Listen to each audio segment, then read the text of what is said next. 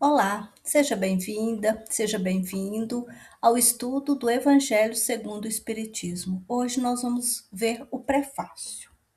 Os Espíritos do Senhor, que são as virtudes dos céus, qual imenso exército que se movimenta ao receber as ordens do seu comando.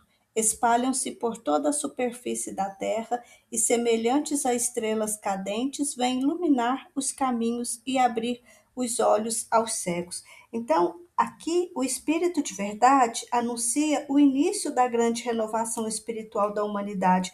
Os Espíritos do Senhor são os missionários do bem, enviados por Jesus para instruir, consolar e preparar o mundo para uma nova era. A expressão exército do Senhor não fala em guerra, mas de batalha moral e espiritual contra o egoísmo, o orgulho e a ignorância. Então, os trabalhadores da seara são esses soldados da luz que reencarnam para difundir o amor e a verdade, trabalham na seara do Cristo. E esse trabalhar na seara do Cristo não é privilégio, é dever. Ser médium, evangelizador ou simplesmente alguém que consola o outro já é fazer parte desse exército. Então, cada um de nós pode ser um desses servidores, desde que coloque o coração a serviço do bem. O chamado é silencioso, mas firme, servir com humildade e constância. Eu vos digo, em verdade, que são chegados os tempos em que todas as coisas hão de ser restabelecidas no seu verdadeiro sentido, para dissipar as trevas, confundir os orgulhosos e glorificar os justos. Nesse segundo parágrafo, Jesus anuncia que quando a humanidade estivesse pronta, ele enviaria o Consolador prometido, que viria restabelecer a verdade e explicar o que antes os homens não podiam compreender. Este Consolador é o Espiritismo, e o Espírito de verdade é a voz do próprio Cristo conduzindo essa nova revelação, agora não mais em corpo físico, mas através da inspiração, da mediunidade dos seus mensageiros, cumprindo a promessa que ele fez quando estava entre nós, registrada no Evangelho de João, capítulo 14, versículo 26. Mas o Consolador, o Espírito Santo, que o Pai enviará em meu nome, vos ensinará todas as coisas e vos fará lembrar de tudo quanto vos tenho dito. Então, essas palavras significam que chegou o tempo de revelar o sentido espiritual e universal do Evangelho, que ao longo dos séculos foi deformado por interpretações humanas, interesses religiosos e materialismo moral. O Cristo volta agora em espírito e verdade para dissipar as trevas da ignorância e do fanatismo, confundir o orgulho daqueles que se julgam donos da verdade, glorificar os justos, os humildes e os sinceros no bem.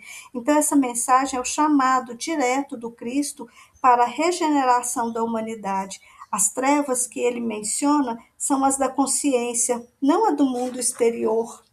Confundir os orgulhosos é mostrar com simplicidade e razão que o verdadeiro saber é o saber amar, e glorificar os justos é exaltar aqueles que, mesmo em silêncio, vivem o Evangelho em ação. O Espírito de verdade nos convida a não esperar milagres, mas nos tornarmos o próprio instrumento do restabelecimento da luz dentro e fora de nós. As grandes vozes dos céus ressoam como os sons de trombetas, e os cânticos dos anjos se lhes associam. Nós vos convidamos, a vós, homens, para o divino concerto. Tomai da lira, fazeis uníssimas vossas vozes, e que, num hino sagrado, elas se estendam e repercutam de um extremo a outro do universo. Então, aqui o Espírito de verdade eleva o tom da mensagem e transforma o chamado em convite universal à harmonia. As vozes dos céus e os cânticos são os anjos simbolizando a unidade vibratória entre o plano espiritual e o plano terreno, em torno da lei do amor. O divino concerto é a grande sinfonia moral do universo, onde cada alma, cada coração é um instrumento que se deve afinar com a vontade divina. A lira representa o coração e a consciência humana, Tomar da lira é colocar-se em sintonia com o bem, é vibrar em compasso com o Evangelho, fazer da própria vida uma música de amor, caridade e serviço. O convite é participar da obra divina não apenas ouvindo, mas tocando junto. Quando ele diz: "Fazei uníssono nas vossas vozes", o Cristo nos chama à união espiritual, mas não apenas assim dentro do espiritismo, mas entre todos os que amam o bem. O Evangelho, segundo o Espiritismo, é justamente esse hino sagrado que deve repercutir de um extremo ao outro do universo, levando luz, consolo e esclarecimento. Cada gesto de caridade, cada palavra pacífica, cada perdão silencioso é uma rota desse concerto divino.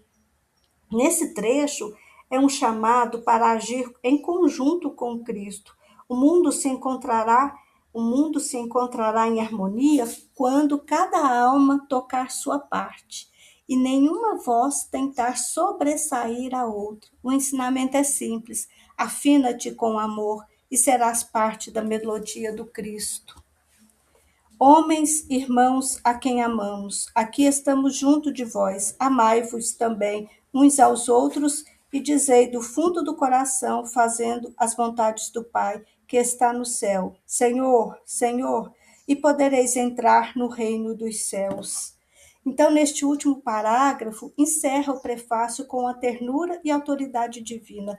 O Espírito de verdade se dirige à humanidade como um irmão mais velho, reafirmando o amor e a presença constante junto de nós. A expressão aqui, estamos juntos de vós, confirma que os bons espíritos nos acompanham ativamente, sustentando o trabalho da regeneração.